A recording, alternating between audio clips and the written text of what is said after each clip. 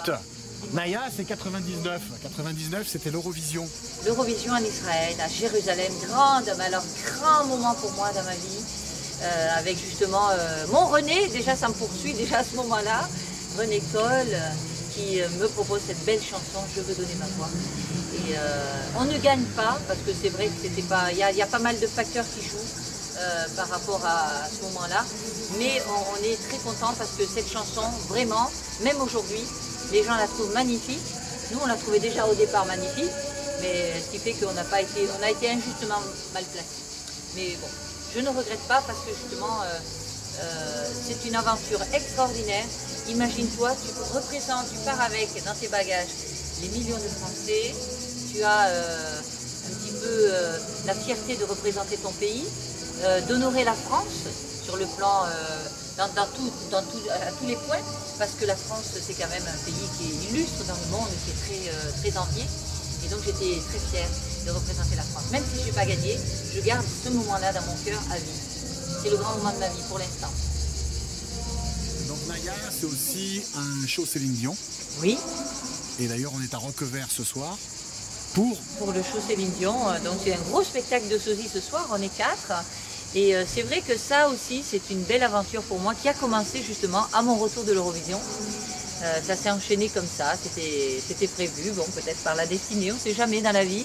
Mais dans tous les cas, je sais qu'un producteur a visionné ma performance à Jérusalem, a trouvé que je ressemblais étrangement à Céline. Il pensait que vocalement ça pouvait le faire, avec un peu de travail, même beaucoup je pense, à mon goût en tout cas. Et donc m'a demandé de venir faire une audition à Las Vegas. Donc me voilà partie à Las Vegas avec le cœur à la place des poumons sûrement, les poumons qui devaient être sous les pieds, enfin je respirais plus, enfin bref j'avais le trac de ma vie. Et donc je suis arrivée là-bas, j'ai fait les gros hits de Céline, Titanic, All By Myself, etc. Et à la fin de mon audition, le producteur est venu me voir, il m'a dit « Naya, we want you 5 years, 10 years, all the life. We like you and you need to sing there. » Il dit « On t'aime, on te veut 5 ans, toute la vie, ce que tu veux, tu as juste à signer là et tu es la nouvelle Céline Dion. Tu es la nouvelle Céline Dion pour nous parce qu'en fait, c'était le moment où Céline commençait à préparer son gros show. Donc moi je te parle avant 2003 quand elle a démarré. Et là on est en 2000, au millénium. Et à ce moment-là, il me dit voilà, on aimerait faire rentrer Céline Dion dans le show des légendes. Parce que pour nous, Céline, c'est une grande star aux États-Unis et on a envie de l'honorer comme ça. Et si tu le souhaites, si tu veux travailler avec nous, tu seras la sosie principale pour démarrer le show. Voilà, j'ai démarré comme ça.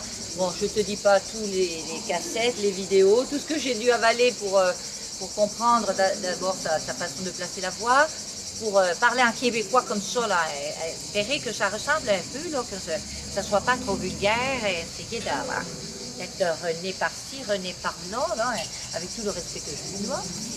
Et voilà, donc c'est vrai que ça a été une belle aventure, beaucoup de travail, et puis ça fait bientôt maintenant à peu près 11 ans que je la fais. Et il y a eu plein de choses qui se sont passées entre-temps, j'ai fait plein d'émissions, les gens ont dû me voir dans le Dîner Presque Parfait, que ce soit même dernièrement sur TF6, les sosies à Hollywood, et bien d'autres, Coé, la méthode Coé, etc. Et là, à chaque fois que je fais un show, et c'est là que le public est important, parce qu'il te donne la température de ce que tu leur donnes.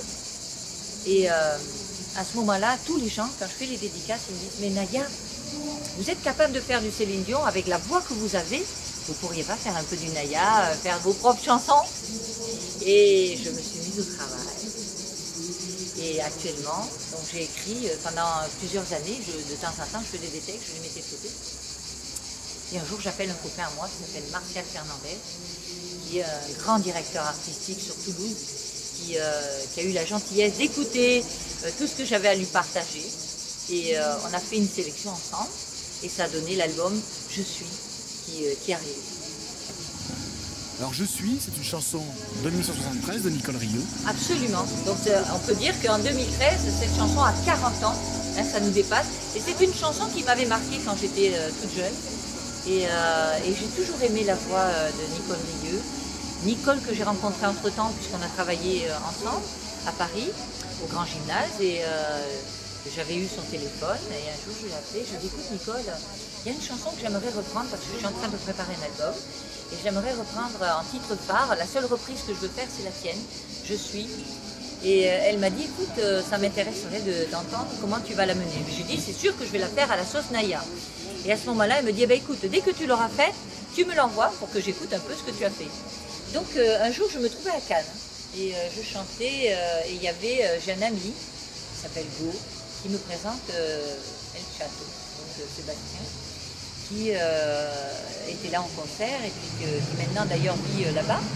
Et lors d'un petit repas, je lui explique un petit peu mon projet. Je lui dis voilà, j'aimerais reprendre la chanson de Nicole Rigueux, qu'il connaissait très bien. Il me dit oui, je connais cette chanson, je m'en rappelle, c'est une très jolie chanson. Ça va pas être facile, c'est pas évident. Mais il me dit écoute, tu sais, bon, on parle un peu de nos antécédents. Je lui dis que je viens du quartier Saint-Jacques à Perpignan, où il y a pas mal, c'est un quartier assez cosmopolite, où tu as pas mal de tendances musicales. Et il me dit, toi qui as vécu là-bas, tu dois avoir un sens de l'adaptation inné. Alors je dis oui, mais bon, ça dépend pourquoi aussi quand même. Et à ce moment-là, il me dit, eh ben, écoute, moi tu sais comment je la sens cette chanson? Dans ma tête, je la sens, mais grave pour toi, il me dit, tu devrais la faire en bossa. Je dis en bossa, moi? Alors j'appelle Martial, je dis Martial, voilà, je viens d'avoir El Chato là, il me dit de faire la chanson en bossa, qu'est-ce que t'en penses? Martial, il dit quitte pas, je te reviens demain. Il bosse toute la nuit, il dort pas. Il me rappelle le lendemain, il me dit Naya, mail, parce qu'il parle comme ça lui. Naya, mail, il m'envoie le message, regarde tes mails. Et je regarde mes mails, il m'envoie une petite maquette où il avait fait déjà un petit truc.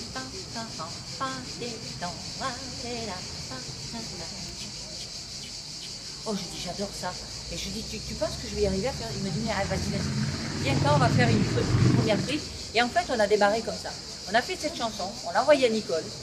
Et quand Nicole a écouté la chanson, elle m'a appelé dessus de mettre. Non, elle m'a écrit.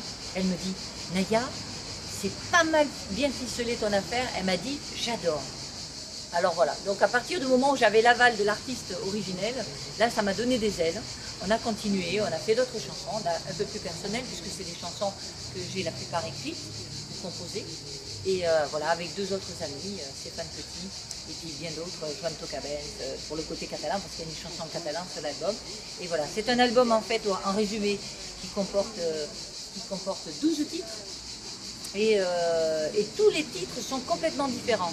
On change d'atmosphère à chaque plage de l'album. Et c'était ça qui était intéressant, déjà pour moi aussi, de me découvrir, que j'étais peut-être capable de m'adapter, de faire le caméléon et de découvrir des choses que je n'avais jamais développées personnellement. Voilà, donc je remercie encore une fois Martial. Et je l'embrasse au passage, j'embrasse Nicole, j'embrasse tout le monde, tous ceux qui m'ont soutenu, les fans, mon producteur, mon agent, et mes parents, ma famille. Voilà, parce que c'est pour un artiste, c'est très important d'être entouré. Parce que cet album, je l'ai voulu vraiment très très proche de ma personnalité. J'avais envie de partager tout ce que j'avais dans mon cœur, tout ce que je vois sur la planète, des choses qui me plaisent, des choses qui me plaisent moins. Et j'avais envie d'apporter un peu d'espoir, beaucoup de tendresse, j'espère un peu de l'amour, et surtout la magie de la musique qui apaise les cœurs. Voilà, c'est le but de mon album. Pour pouvoir faire une carrière un peu plus importante en tant que moi-même.